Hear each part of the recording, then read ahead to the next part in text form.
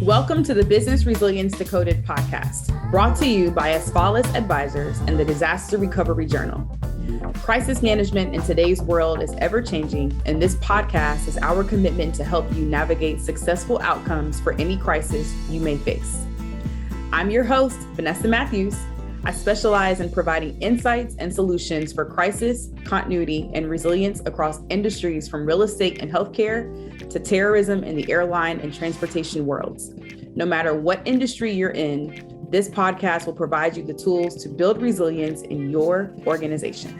Welcome back to another episode of the Business Resilience Decoded podcast. Today, we're going to be talking again with Raven Solomon. This time, we'll be having a part 2 conversation, picking up from where we left off. But before we get started, I want to make sure that we check in on a few resilient resources and reminders. And as Asphalis News, check out our website. Number 1, if you want to learn more about what we do as an organization. Number 2, if you would like to recommend someone to be a guest on our podcast, you can do that on the link for our podcast page. And also, if you would like to fill up your 2022 program calendar where you have a speaker's need, you can also book me as a speaker and we can have a conversation about what your needs are. In DRJ News, if you would like to learn more about the journal, upcoming events, and upcoming conferences, you can view all of those links in the show notes today. So, and then lastly, if you enjoy our podcast, please leave us a review. We would love to hear more about how we're helping you to add value in your organizations, and also just to know that you love the podcast and you're going to keep on tuning in. So let's dive right into our next episode. I am super excited. We're going to be talking today to Raven Solomon. She's the founder and CEO and chief boss for all things generational diversity. She is the CEO of Raven Solomon Enterprises. And today, this podcast is titled The Risk of Exclusion. So, Hey, Raven. Hey, girl. Hey, how are you? Doing good. How are you? I am swell. Coming off the road similar to you, after a really long, just kind of back to back stint of sessions with companies all over, but it's good. I'm excited. Awesome. Well, I'm excited. I've been so excited about today's conversation. So we're going to go ahead and get right into it, because the first time we talked, I could have talked to you for an hour. And I would love to hear more about what you have to say on the risk of exclusion. So we'll start with the business case. So people always say, I need a D&I strategy. My question is always, so what are you measuring and what are your KPIs and who gets fired? Yeah. Right? Those are 3 things that I want to know. But I'll ask you, what's the generational business case for diversity, equity, and inclusion? Yeah, I'm glad you threw in that generational word, because we talk so often about the business case for this work, and we talk a number of things. We talk about performance. We talk about the KPIs that you mentioned, regardless of what your business is. But I don't know if we always talk about it from a generational perspective. So, as you know, as a friend of mine, I see the generational perspective in everything. And this is no different. I mean, the reality is this next generation coming into the workforce that we're currently calling Gen Z, they're currently between the ages of 9 years old and 25 years old. They are the most racially and ethnically diverse generation the U.S. has ever seen. They are also the most gender diverse generation the United States has ever seen. And so the fact of the matter is the demographics are changing in our nation. And so if organizations are not considering that reality, you're already behind. And then certainly if you're not marketing towards that reality, and by marketing, I mean your product or service as a consumer, but also your company as a potential employer, right? And so we're speaking to the talent of the future. And by the talent of the future, I mean just a couple years from now.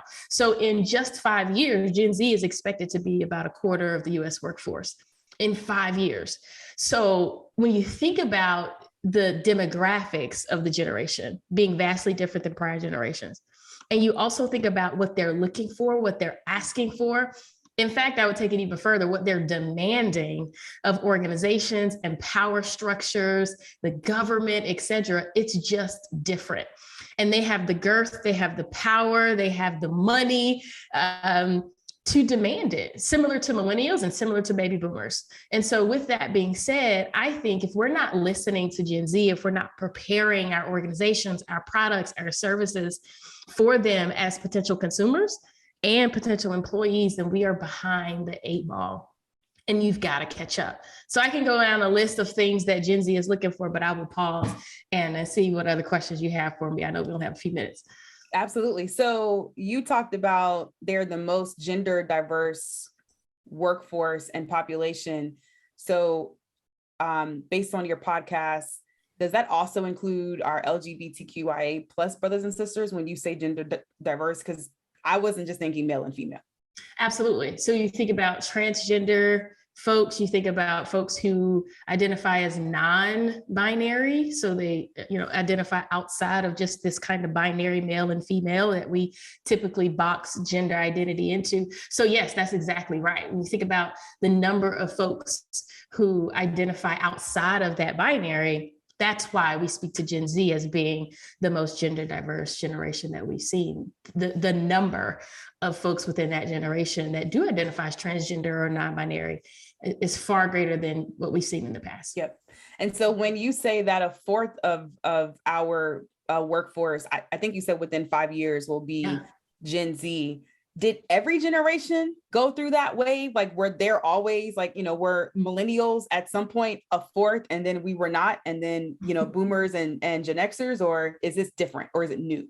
Yeah, absolutely. So good question. Every generation has come into the workforce and been this quarter of the workforce, right? However, we know that in terms of size, baby boomers was the largest generation that had existed prior to any other generation. Then millennials took over and became the largest generation. And now Gen Z is taking that reign, if you will. And so with that, they're going to come into the workforce and they're going to be far more than a quarter eventually. But in terms of, where we're looking at right now in 2025, 2026, they're expected to be about a quarter. And so, yes, every generation has been there. Millennials are a huge chunk of the workforce right now. Some folks say half. That's not true. It's really about, I would say, between 35 and 45% of the US workforce is millennials. So we're a huge chunk. That's substantial. Most certainly. Come on. Most certainly. All right. So what's the moral case? Like, what does that mean? Fusion Risk Management is your North Star for operational resilience. The Fusion Framework System provides a foundation that enables you to understand how your business works, how it breaks, and how to put it back together again, which allows you to make data-driven decisions so you can anticipate, prepare, respond, and learn through business disruptions and major crisis events. Head to the link in our show notes to request a demo today. Fusion Risk Management, building a more resilient world together. Yeah. So when I talk about commitment, being committed to diversity, equity, and inclusion work as an organization or even as an individual, I think you're committed for two reasons. One is you clearly understand the business case for the work, which we just kind of went through at least one facet of that business case. But you also understand the moral case for it. You understand the personal case, why this matters to you, why it's the right thing to do, not just the smart thing to do. So the moral case speaks to just that. Why is this ethically the right thing to do, morally the right thing to do? Well, a number of organizations will say that their values speak to authenticity and integrity and transparency and all these nice, pretty buttoned up words. But if we don't really lean into inclusion, if we really aren't practicing equity to get us to a space of inclusion, then are we really operating in integrity? Are we really valuing authenticity? Are we really valuing transparency and being transparent? By the way, when we talk about Gen Z, one of their expectations is honesty, openness, and transparency. I call it keeping it hot, giving credit to come on, Michael Todd. Michael Todd. Exactly.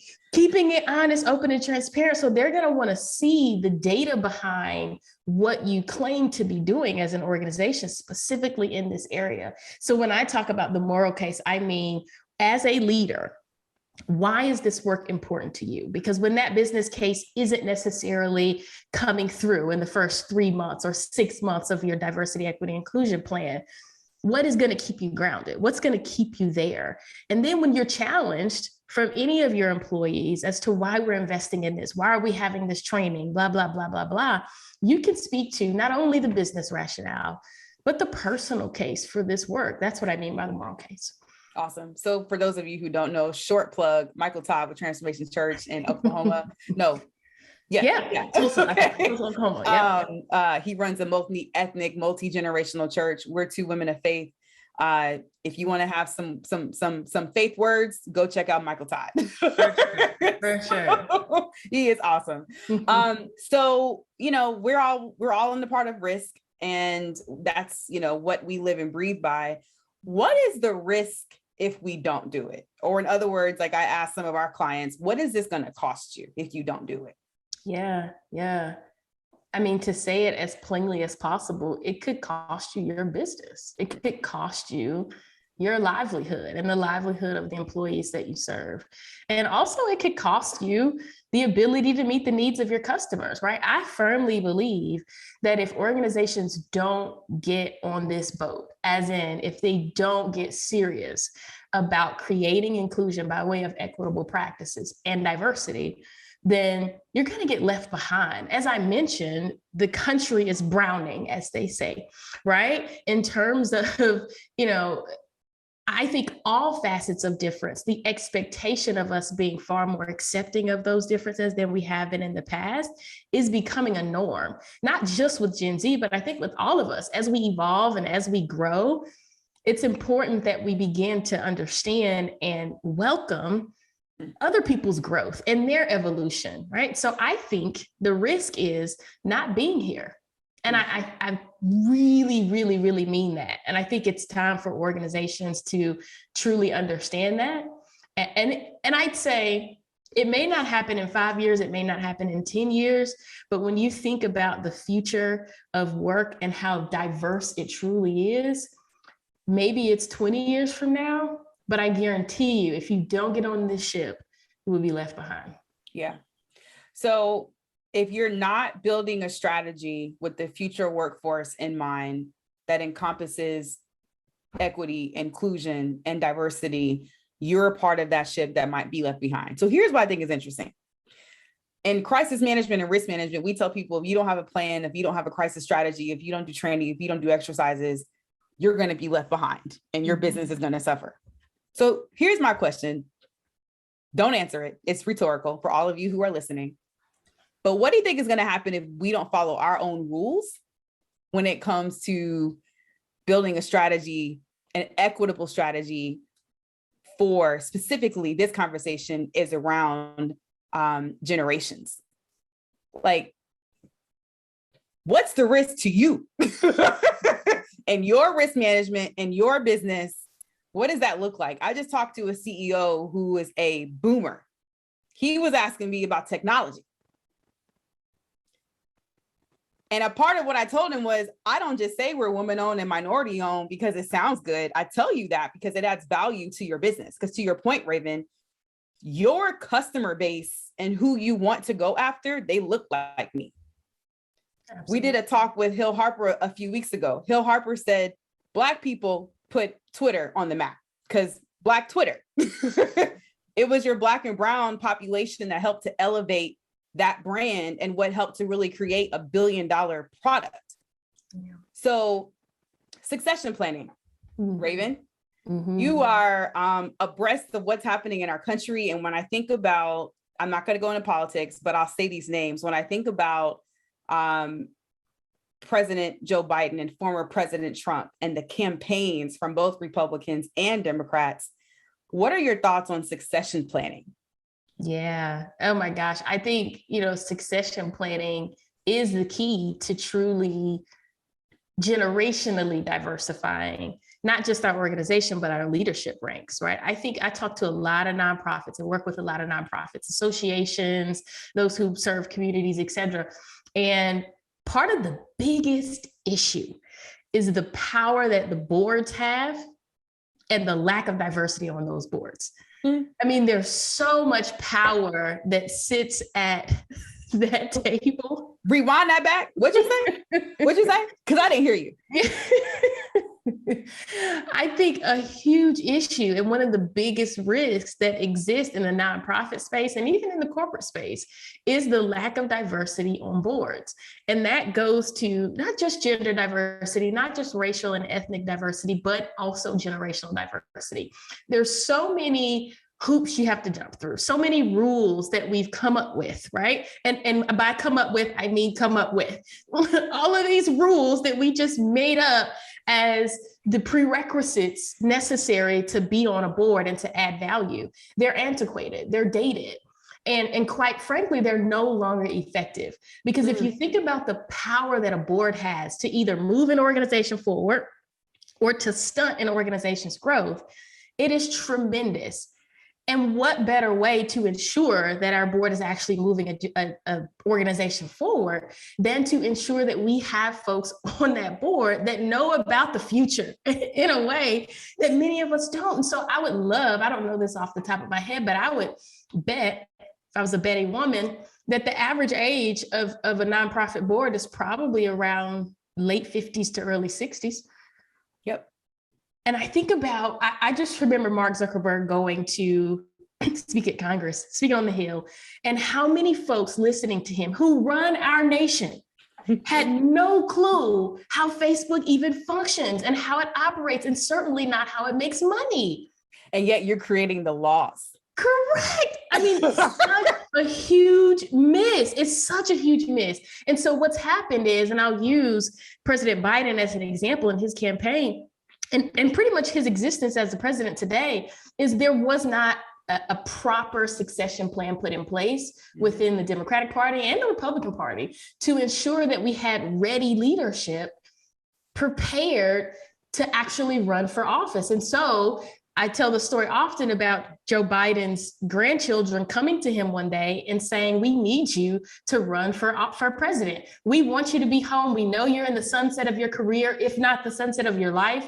And we really want you to be able to enjoy that. But we have no one else who can compete here. So we need you to go run. So we bring this gentleman out of retirement because we have done a piss poor job at preparing the next generation of leaders. If we're not careful, your organization is going to be just like the Democratic Party. And Trump wasn't young either, right? He was also, I think, maybe 2 years younger than Joe Biden. So still very, very experienced. That is too funny. Well, look, so I told y'all, it goes by fast. I could talk to her more, but it's our time to wrap. So I want you to please be sure to mention, go download and subscribe to Raven's podcast, The Generational View. Secondly, if you're interested in speaking with Raven about your 2022 upcoming program and needs that you may have from a speaker perspective or for more support and D&I programming, go to ravensolomon.com. And then lastly, you guys work at companies. As you're listening to this, you know that person in your company who wants to hear this message, who needs to be blessed by this message. Sharing is caring. Don't keep Raven a secret. Please share this information. Every single company is experiencing a risk with the transition in our generational leadership. And whether you are in the risk and crisis management, safety and security, public safety profession, I think that you all would definitely benefit from a conversation with Raven. And hopefully we can get her at a DRJ conference pretty soon. Thank you for listening to the Business Resilience Decoded podcast, brought to you by Asfalis Advisors and Disaster Recovery Journal. Make sure you check out the show notes for this episode to see all the upcoming events, programs, and ways we can support you. Make sure you subscribe to the show wherever you get your podcasts, leave us a review, and share it with a friend. Thanks again, and I'll talk to you in the next episode.